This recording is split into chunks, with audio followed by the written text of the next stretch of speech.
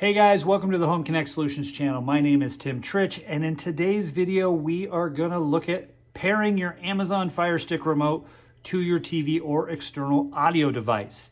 We all know how frustrating it can be to have to use 10 different remotes to watch TV, and so today we're gonna show you how to go down to just one.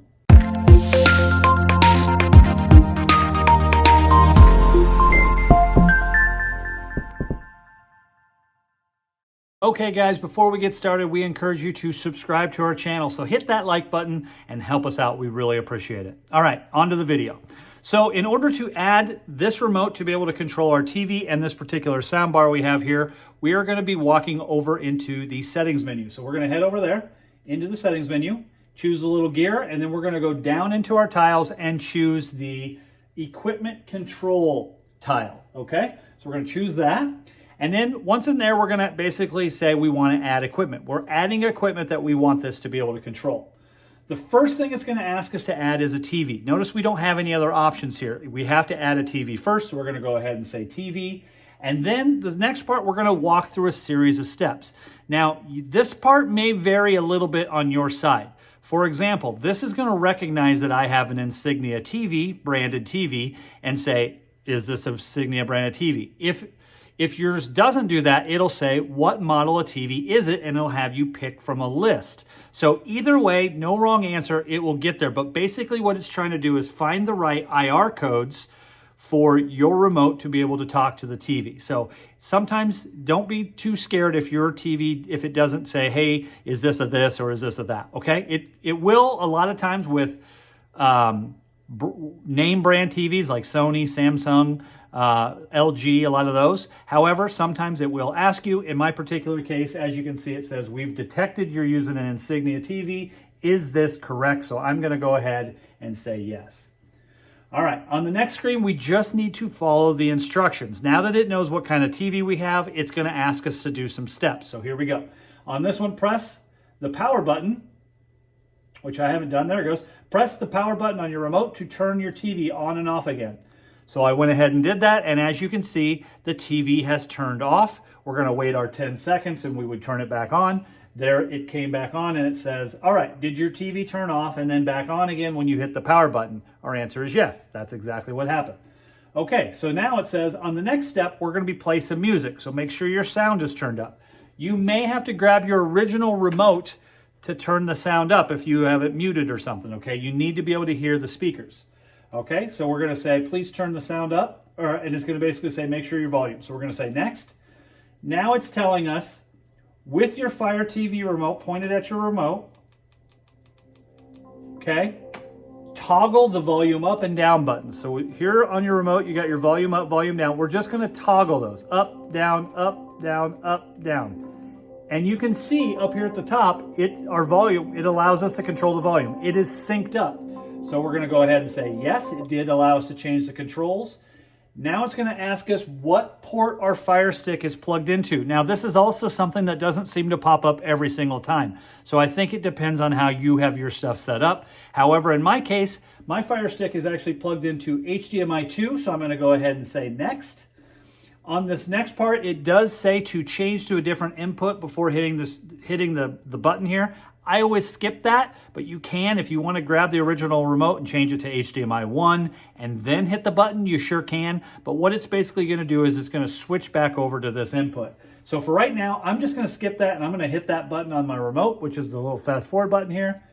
Choose that. It says, did you return? I'm going to say yes. And now it says your Fire TV has been updated. Your remote has been updated. We can now run the TV. So now you can see when we get back to an actual program here. So I'll go back into YouTube TV here, or Netflix, YouTube TV. And it's allowing me to run the volume, as you can see, okay? And we can turn on and off the TV, all right? So that's a good thing. That's step number one. We now have our TV added, and we're gonna add the soundbar next.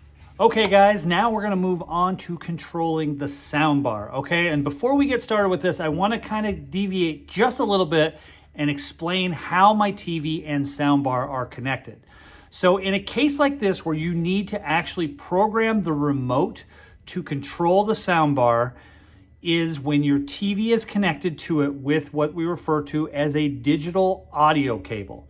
Okay, this digital audio cable basically cannot receive any information from the TV except audio. So in a case like this, we have to actually control it separately with the remote. Now, if your TV and your soundbar are connected with HDMI ARC, which means there's an HDMI cable connecting the two, and both are connected in the correct port, the ARC port, then you can skip this step, because in general, when a TV and soundbar is set up like that, or a TV and a receiver are set like that, basically your remote controls the TV, and then the TV actually sends a signal to the soundbar and sends the audio down, turns it on and turns it off, turns the volume up and down, all that stuff. You don't have to program something separately. So before we got started, I just wanted to make sure you guys were aware of this. So one of the things that we look at when we go into someone's home is, does your equipment have the ability to do HDMI ARC? If it does, we typically like to set it for that, because it just makes the setting up of these things a little bit easier. And here's what happens. If I control this Fire Stick, or this remote controls both my TV and my soundbar, when I hit that power button, it's sending signal to both of them at the same time. And so what can happen in cases like that is maybe it turns on one, but it doesn't turn on the other one. And so you got to get up out of your seat and go turn on the soundbar or TV manually, or grab the other remote, which doesn't really help you in cases like this. So by having it hooked up with HDMI ARC, you're only really controlling the TV, and the TV tells the soundbar when to turn on or off, or turn up or down. It makes the controls that's happening in your remote control just much simpler. And so that's the direction we like to go. However, we understand that most of you out there, or even a lot of you out there, I guess we should say, is that you have your TVs hooked up with a digital audio out cable, and this is a great workaround for something like that. So I just wanted to cover that, guys. If you have the ability to hook it up via HDMI ARC, we encourage you to do so, but if not, check out these steps. First thing we're going to do is go over into our settings gear, and then we're going to go down to equipment control again, just like when we added our TV. We're going to go down to manage equipment and click in there, and then we're going to add equipment. You can see TVs listed, Fire TV, and some advanced settings. We're going to go ahead and add equipment. Now, there are a lot of things in here that you can try to add, and keep in mind, I have never added a lot of these. I've never added a gaming console or a satellite or a cable box. Usually we're pulling out cable boxes. So in this case, we're going to choose soundbar, and then it's going to go and try and figure out what we have connected. Okay, so the first thing it's going to do is just kind of prepare the remote and get things ready. It doesn't know what brand we have, so we have to tell it. A lot of the well-known brands are towards the top. However, Polk is not listed, so we're going to have to go down to the P's section. They are in alphabetical order, and list it manually. So there's P for Polk. We're going to click Polk, and then it is going to give us some instructions just like it did on the TV. So we're going to simply follow those through. So I'm going to go ahead and say next and get to the next screen here. The first thing it's going to say is go ahead and press the power button on your remote, and then see if it turns off the soundbar.